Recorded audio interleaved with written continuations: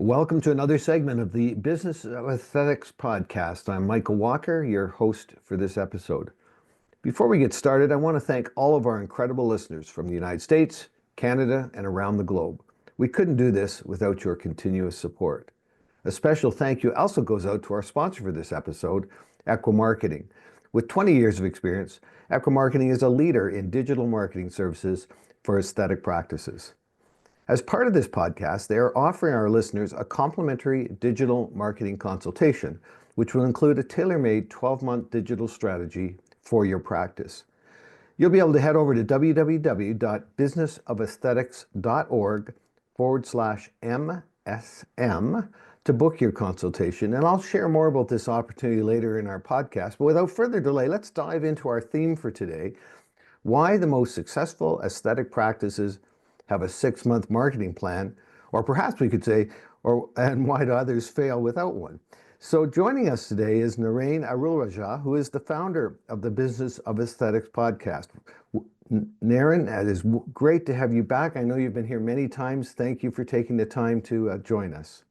Thank you. Yeah, I'm so glad to see the community that we started 4 years ago continue to grow. And we currently probably are the biggest community for anyone in aesthetics. We've been at it for like close to four to 5 years now. And, we have not missed a single week of podcast. So thank you, everyone. And of course, thank you, Michael, for hosting it. I'm really looking forward to our conversation today. It's great. I find it just fascinating. We have such an interesting mix of people on this podcast. I've been doing this for a little bit now, and I just continue to learn. There's just so many great little tips that can be taken out. So I'm sure today we're going to have some more of those. But before I go any further, I want to just give, in case you haven't heard, I'm going to give you a little background on Naren. And he would be, as a self-described serial entrepreneur, Naren finds his purpose in serving others and helping medical practice owners, doctors, spa owners, and other professionals in the dermatological, plastic surgery, and aesthetic fields find success and personal fulfillment. Naren is the founder and CEO of Ekwa Marketing, who, as we indicated earlier, is our sponsor today, which brings together global experts in digital marketing to an online presence of approximately 200 practices across the globe, from startups to growing businesses, including those going through mergers and acquisitions. Giving back to the medical and dental communities has been a vital component in Naren's career, and he believes deeply in fostering a giving environment. Naren surrounds himself with other leaders that are as passionate about success and fulfillment as he is, and working synergistically to improve the medical field. This passion is a big part of the genesis of the Business of Aesthetics podcast, and I think we're going to find that out today. So without any further comments, Naren, if you're good to go, I'm good to go. Can I throw a question out to you? Yes, please. So the first question I want to throw up is kind of just ties right into what we're talking about today. So why is having a 6-month marketing plan so critical for an aesthetic practice? Yeah, that's a great question. And I think those who are listening to this podcast already know that search engine optimization is the most cost-effective way to attract a new patient. So for comparison, Google Ads would cost at least 5 times as much. It could even be 10 times as much depending on how long you have been doing SEO. And then, of course, everything else is more expensive from there. So social media ads are even more expensive than Google Ads. So if you are somebody who's self-made, or an entrepreneur who wants to watch every penny and make the most out of your dollars, then of course you are trying to find the best patients at the lowest cost possible. And there's no way you can do anything organic, especially search engine optimization, where you don't have to pay for ads, without a well thought out plan that is at least 6 months long. Like usually when we start with a client, we have a 12-month plan to get them to rank for 100 or more keywords. Why is that? Because once you're ranking for 100 or more keywords, you are now in that elite group of people who are getting 95% of the traffic. So the top 5% of the people get 95% of the free traffic from search engine optimization. So we have start with a 1-year plan, but at any given time, our clients have a 6-month plan. And why did we pick 6 months? Because 6 months is long enough to make big difference, but at the same time, it's short enough to adjust what we need to do, because Google continues to change its rules in a huge way every few months, at least every 3 to 6 months. So at the very least, you need to make sure you your plan is reflecting on the way the world works today. And Google makes 3,000 changes a year. That's 10 a day, but many of them are minor changes. But then every year there'll be like 3 or 4 major changes they're making. So we want to make sure that this plan is not only catering to your needs, but also is catering to what's going on in the way the internet marketing works today. Thank you, Naren. You mentioned that 100 keywords. I have my own website, my own business, and I know for a fact that I do not have 100 keywords. Yeah. I don't think I don't know that I've heard you say that before. Maybe I just wasn't paying attention. But I'd be surprised at how many listeners who aren't working with a firm like Ekwa that would have been intentional about that. I think I would have. I was quite happy when I thought I had 20 was good, and I'm hearing something different. And I do know about those changes. I think the big thing with this world that we're in, when it comes to the online presence and the marketing power of the internet, is change is the new normal. It's Yeah. dynamic. And we have clients who have been with us who rank on page one of Google, which is top 10 results of Google, for like 600 keywords. So 100 in our mind is the starting point, because think of it like, getting into that top medical school. You have to be among the top 5% of your high school classmates to get into that, or maybe even top 2% of your high school classmates to get into that top medical school, right? Same thing here. But once you get into that, your doors are open. You have access to opportunities that the other 98% doesn't. Same thing here. Once you are in that top 5%, it gives you an unfair advantage. But unlike medical school, where you have to get in only once, here you have to get in every day, because Google has every incentive to not keep you in that top 5%, because if they don't keep you in that top 5%, which means you don't get any traffic from them for free, which means you have to now pay a lot of money to get ad traffic, which is how they make their billions. So it's a cat and mouse game of always keeping up, and just staying in that top 5%, and not only staying there, but even getting into the top 1%. So if you're ranking for 500 keywords, you are in the top 1%. So, there's no limit to how far you can go. Yeah, I think if I was to look at this from the standpoint, you said, an unfair advantage. I think, well, if you've done the work, I know that I'm not a specialist in marketing. What I'm really good at is not that. Yeah. So I have people that do that. Obviously, I have, uh, and the same applies here. Is I think this is the challenge. We're talking about something that has a lot of moving parts, a lot of components that are very dynamic. But it kind of leads into the next question. And I think this idea that, you know, before we had the internet, we just knew how to do business, so to speak. We knew how to go about getting business. We knew how to generate clients. We put ads in papers, trade magazines. We did different things, and we were part of organizations and had all these and it was very much about, here's what I have to offer. Do you want to come and to use my services, buy my services? But what I'm hearing you say, and I think this is because if you're being intentional with a plan, then there's the opposite question is, why do so many practices fail to thrive without a plan like this? Yeah, I think you're bringing up a good question, right? 95% of the businesses fail, right? And the word you used in your comments earlier was unfair advantage. And I feel like in today's world, if you don't have an unfair advantage, it's hard to survive. Imagine, I'm just thinking of, one of those UPS stores where you go to send packages and get faxes done, right? I mean, they don't have any unfair advantage, because nowadays, the package delivery guy will come to your house to pick up the package. Nobody faxes anymore. Nobody goes somewhere to get a, photocopy anymore. They all have printers that are really affordable at their homes, right? So it's a kind of a dead business without unfair advantages. And when I think of Subway, I kind of feel the same way. They don't have great food. I mean, they have food supposedly that has, things that are not healthy for you. And it's all about cheap, cheap, cheap. How many people are lining up to go and get that cheap, low quality food? Not too many. On the other hand, there are other restaurants that are, charged 3 times or 5 times or 10 times what Subway charges. They usually have to make a reservation to get in. So you have to have some kind of an unfair advantage in 2025. And most marketing companies, unfortunately, the good news is anyone can start a marketing company. The bad news is anyone can start a marketing company. So a lot of people don't really put a lot of effort, a lot of thought. So their business model for the most time is, I know my clients are going to, leave me. So how do I take half the money that the client just paid to pay for my sales team to get the next person to replace the one who's going to leave so I can keep that, gravy train going.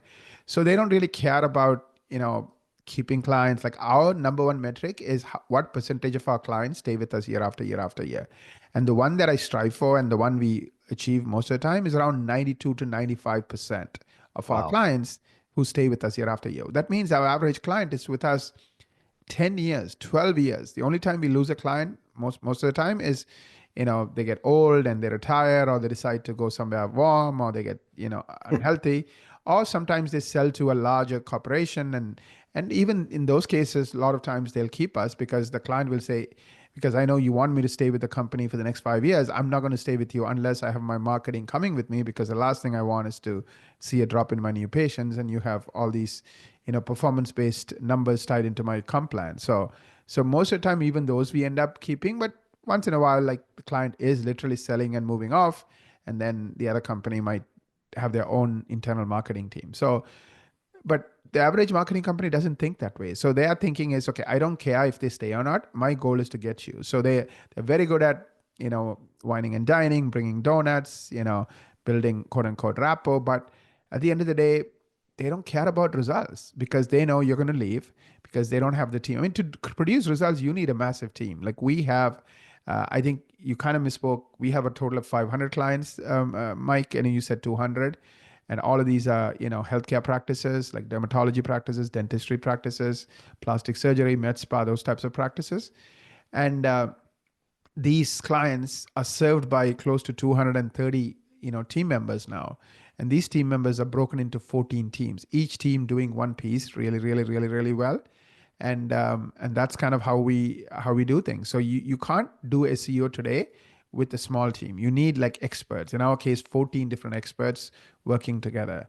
Now, assuming you have all these 14 experts working together, then you can have a 6-month plan that says, okay, team A, the NAP team, your job is to take our NAP uh, profiles that are being managed from 10 to 29 or 10 to 30, and our NAP consistency should go from 35% of the web pages we manage are consistent to 45% are consistent. So we can set clear targets for every part of the marketing puzzle. There's another team that's focused on content. Your job is to publish 7 articles or 12 articles in the next 6 months, and these are the kind of articles we want, and we want to make sure these articles follow these guidelines, and this is how we know that the articles you're publishing are working. We're going to look for these things. Another team might be focusing on backlinks. So who's linking to you? Are they the right kind of links? Are you acquiring the right number of links? And then are you getting rid of the links that are no longer considered good by Google, at least disavowing them? So you need to be sophisticated. You need to have the different specialists, and then they need to do their piece in the 6-month plan. And then, of course, you need an overall project manager who's coordinating everything. Remember, getting into the top 5% of anything is not easy, right? That's why the other 95% don't get there, right? That's why very few people get into the top medical school. You pick your specialty. It's not easy. It's a lot of hard work. Same way, building a successful business that does 2 million in revenue is not easy. It takes a lot of hard work. So are you the kind of person who knows what those special things are to get into that top 5%? And in our case, we do that for our clients as far as SEO and online marketing is concerned. Thank you, Naren. And thank you for correcting me. Over 500, that is awesome. I mean, you think about and I think the number's impressive, but I think what's more impressive to me is the longevity of the relationships. I mean, I think that's Absolutely. the thing that is kind of leads into the next question is that, there is a ton of stuff out there. There's always somebody pitching. I don't know how many I get a day of just pitching something, we're going to get your ranking up. We're going to do this. But they're very much focused, either identifying a pain point that I have, or they're identifying something I don't maybe understand that well, or they're identifying something that's a current topic. But they're not talking about a plan. They're not talking about a relationship that's going to support me in an ongoing process where somebody wants to stay with you for 10, 15, 20 years. And so, like, if this plan is so important as you're saying, why do most marketing companies not offer it or commit themselves to actually moving in that direction? Yeah, I think they know, like it's like some people like are resigned to the fact that they can keep their clients for 10 years. They know that they can't even keep their clients for 15 months. So they don't even try. It's kind of sad. They specialize in, you know, customer relations, like wowing the doctor or wowing the practice owner in the moment by showing them the right things and getting them afraid, all of that psychological technique. So they are literally salespeople, but they don't really have the engineering background or the team. Like in our case, we have 230 people just taking care of these clients. Our total firm is around 300 people, but at least 230 of them are just all about taking care of these clients. So it's not easy to build that kind of a team. It took us 18 years to get there, right? And it was like painstaking work, day in and day out, week in and week out, just to kind of continue to make it better and make it better and make it better and build the infrastructure, build the technology, build the people. So it takes a long term thinking and long term strategy. And the other thing is, our business model is global. So we are able to do this at an affordable price. So there is one other company that I know of in the entire US who can do what we can do, but they charge 4 times as much. Why? Because all their people are, local, and of course, the only way they can make it work is by charging 4 to 5 times as much. So I think it's just that it's really hard to do. Like, getting your clients in the top 5%, in other words, ranking for 100 keywords and keeping them there is really, really hard. So I think that's why they don't do it. They just are resigned to the fact that, I mean, we talked about unfair advantage. They know they don't have that unfair advantage. So they resign to the fact, like that UPS store, right? I know it sucks, but I'll just keep doing it because I know that I'll spend half the money to get the next client. So at least I pay my bills.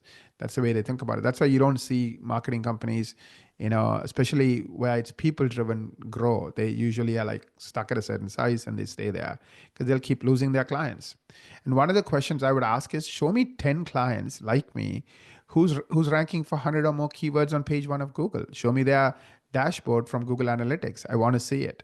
We do that. Like every one of our clients rank for 100 or more keywords by the month 12 comes around, right? So those are questions you should be asking. Show me how many phone calls are you getting? Like we track that. Our clients get at least 20 to 40 new patient calls a month, by the end of 1 year.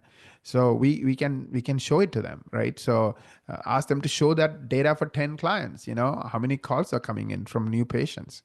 Um, you know, um, Show me the NAP score of all the NAP profiles you manage for 10 clients, and what's their NAP, how many NAP profiles are you managing, and what's your NAP consistency score? Is it, of all the profiles you're managing, is it 10% or is it 30%?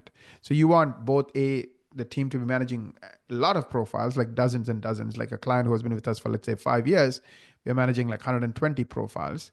And then many of those profiles have consistent information. So it's really knowing, what to look for, like what does amazing look like, knowing what that is, and then of course being asking to verify it, not just taking their word for it, not just letting them lead the conversation. You should be asking questions.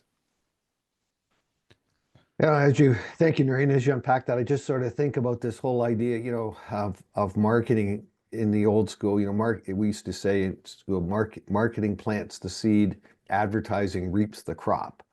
And Yeah. the idea that we have to plant seed, we have to build structure, and you said there, within a year, you're going to see some of these kind of results of how many calls and that. And it takes time. But I think one of the things that is so important in this conversation is, that a marketing plan is not an advertising plan. It's really it's almost, I don't know if I mean, you probably have better words for this, Noreen, but to me, it feels like, it's like, it, it's the actual performance engine that's going to have the car running amazingly fast. It really is. You can put any kind of body on a car and it will look great and do all that, but if the engine isn't performing well, then the car's not going to win any races. It's not going to be out front.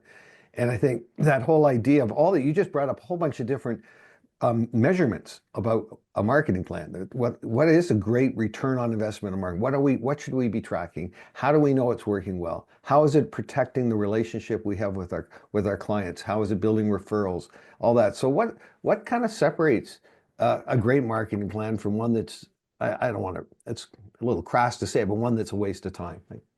Yeah, it's a great question. I think let's use that 12-month plan, right? So number one, at the end of 12 months, doesn't matter where you are starting, you should be ranking for 100 or more keywords and phrases. And a keyword is like, plastic surgeon near me, if you're a plastic surgeon, or Botox, zip code, or Botox city name. And if it's a good keyword because according to Google Analytics, you will see 30 people, 40 people, 100 people, or even 400 people typing that keyword. So Google will tell us how many people are typing that keyword and what's your average position is. And your average position needs to be absolutely in page one, which is top 10 results, at least for 100 or more of these good keywords with decent amount of people typing that keyword in every month. So that's step number one. So you have to make sure that's happening, right? So you have to make sure that that marketing plan is in place and it's being used. The second thing is, you need to track your results, right? Every marketing you do needs to have what's called call tracking and lead tracking. So we do that. We set it up at no extra cost to our clients, and we can, tell them exactly how many people are finding them through the marketing we do. And typically that total number should be 100 or more. And depending on the type of practice, 20%, 30% will be new clients. So let's say if you're getting 130 calls, 20% of that is, 25 new clients, right? Now, that's pretty good, depending on the type of practice, of course. If it's an aesthetic practice, your patients are worth a lot more because they're all cash pay and, they're spending, thousands of dollars every year with you. And hopefully because you do an amazing job, you have awesome Google reviews, etc. You are able to keep them for as long as they're living in that neighborhood or in that area. So that could be like 4 or 5 years. So let's say they are giving you $2,000 and per year, and they're there with you for even 4 years. That's $8,000 of revenue for you, right? So it's an amazing client. Now imagine having 20, 25 of those clients walking in every day. So that's the second metric I would track. How many new patients are coming in? So in addition to listening to calls, we also analyze the calls. We typically do it once every 3 months and or on request. And that tells us of those new calls coming in, are we booking them or not? Because one of the issues could be that your team hasn't been monitored, where nobody's listening to calls, nobody's saying, okay, is everyone booking or 10% booking or 70% booking, right? So you need to know what percent of the new patients who are calling are booking versus not booking. If they are not booking at a 70% or more of all the new patient calls into appointments, then something needs to be done, right? You need to figure out what's wrong. Maybe the way the phone is being answered. Maybe anytime somebody asks about price, your team fumbles it. There might be some questions they don't know how to answer well. Maybe they just don't know the basics, like, welcoming people and saying hello and, asking for appointment and building rapport. So now that you know this data, you can also improve that. So think of marketing like a funnel, right? At the wider end of the funnel is people seeing you. That's where how many people see you, how many keywords, how many times they see you every month, they become important. The next end of the funnel is people, choosing you. That's kind of like the landing pages. Do you have good before and after pages? So when we do what we call a marketing strategy review, these are some of the things we look at. We look at how are you doing on SEO. We look at how are you doing on landing pages. And then if you're not doing amazingly well, we'll give you a plan. We'll give you a roadmap. And the last piece of the funnel is, okay, fine. They went to the landing page. They saw amazing cases. They are sold. They are like, okay. And they also check out your reviews and you have wonderful reviews. They're like, okay, let me call the office. They're calling the office. And then what happens on the phone? So that's the last thing that I'll be looking at, what's called conversion rate. So of the new patients who are calling, what percentage of them are actually booking versus not booking? And if your conversion rate is less than 70%, then that's something you need to fix.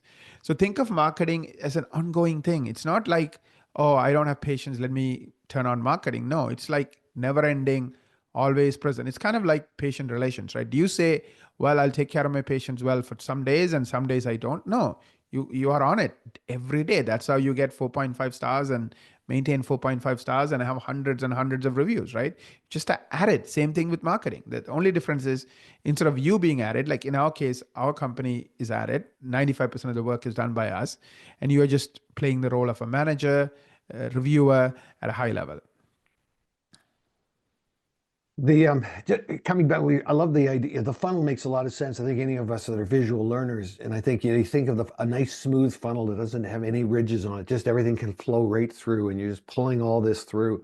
And I think, as you alluded to, but if you've got somebody answering the phone that just is like a big chunk stuck in the in the funnel blocking the passageway of these things, or you've got a landing page that's outdated, or you've got whatever it is. And it's funny, I think uh, it's there's this part that I think sometimes when we because we're thinking systemically and structurally, people don't necessarily stay with the system. We have to continually just check in with them. And I think a lot of times people are uncomfortable with the idea of saying, hey, I want to just, let's just role play hard conversations at the front office. Let's role play how do you deal with this? And if somebody comes in, what does this look like? And it's funny you say, because I just finished 3 days of doing hundreds of these with an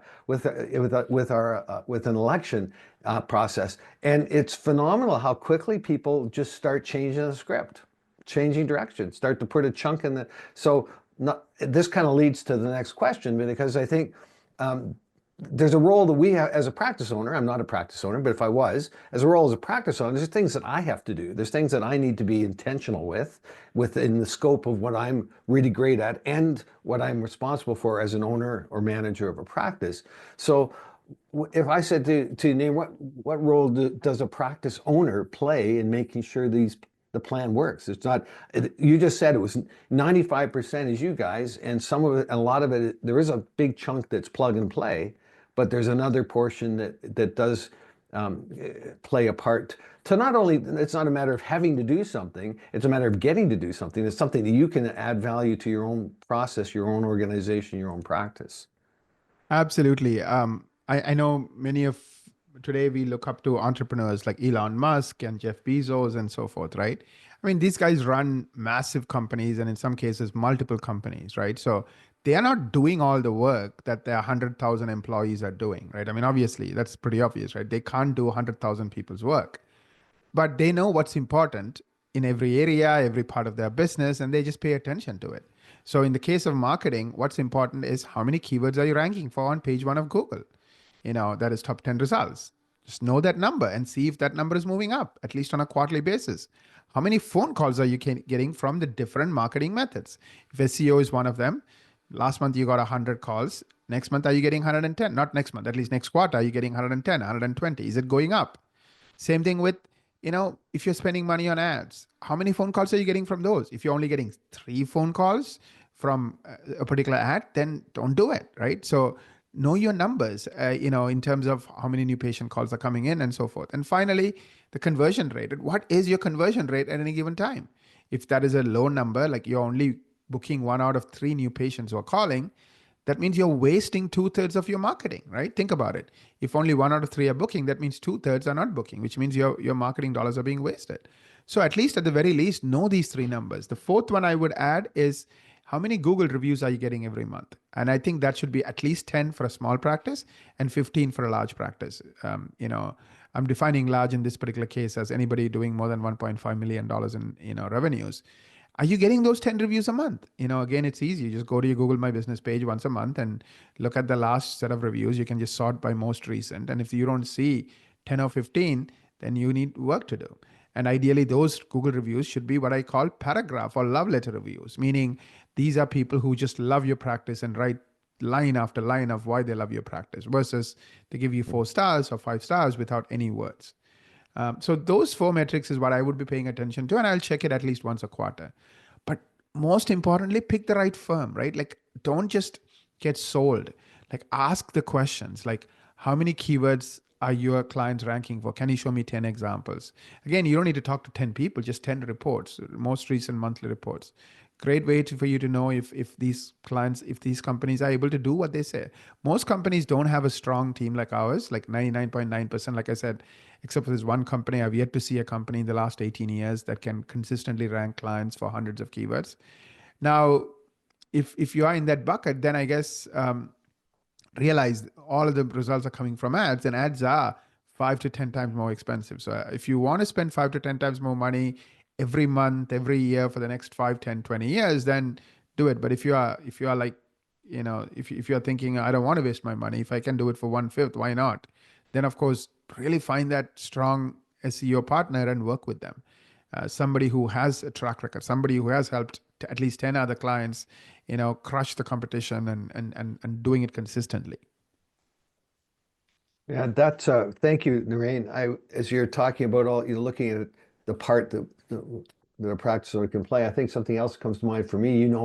Where I come from with some of this, but I mean, this information, knowing the number of calls, the conversion rates, the ranking words, the reviews, all of those things are arguably wins. They're all positive things that are happening in the organization.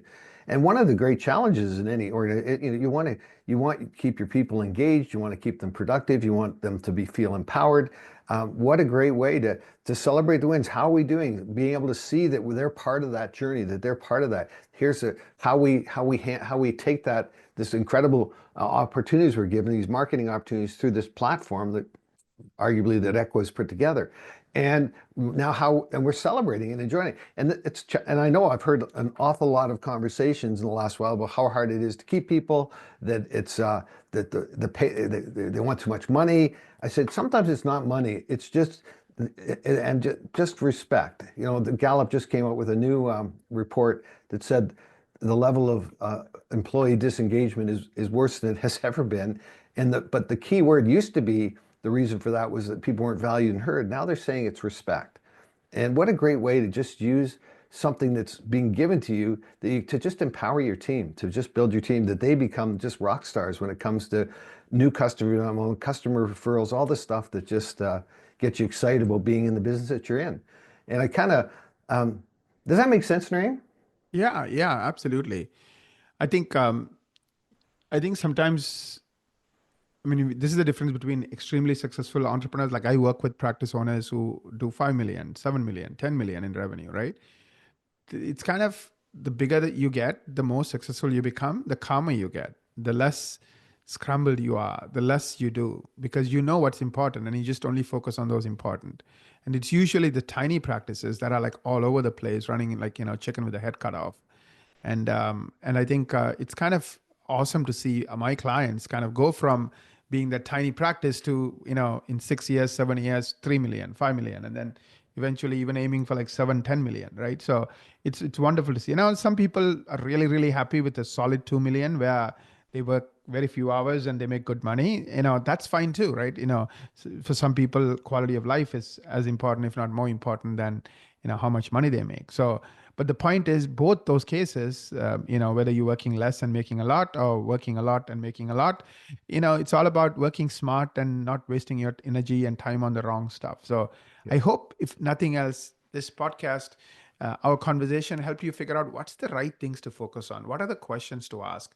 What are the like 3 or 4 do's versus all the other things you can get distracted by, and how do you like not get distracted by those things, right? That's the key, right? Successful people know what to do at any given time, and they just do those few things. That's it. That's the only difference between success and unsuccessful.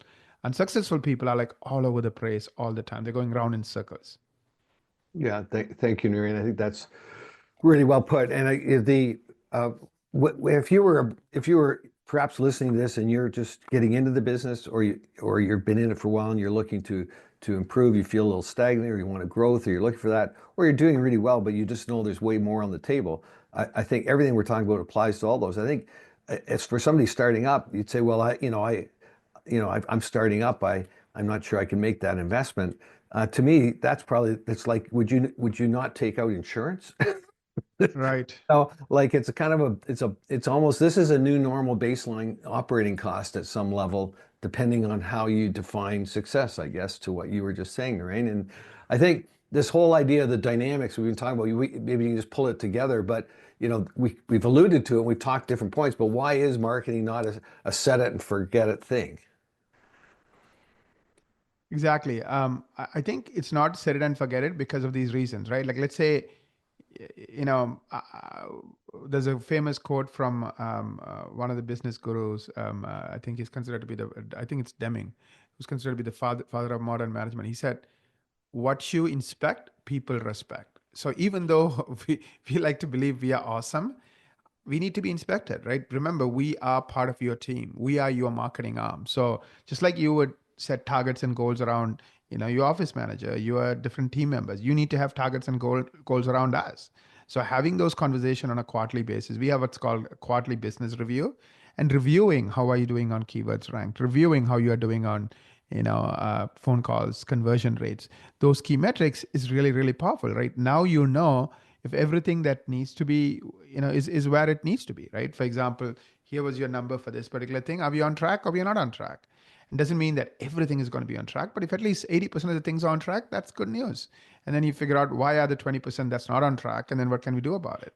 So you become part of the process. You're not spending a lot of time. You're spending 1 hour or 30 minutes every quarter to just make sure things are on track.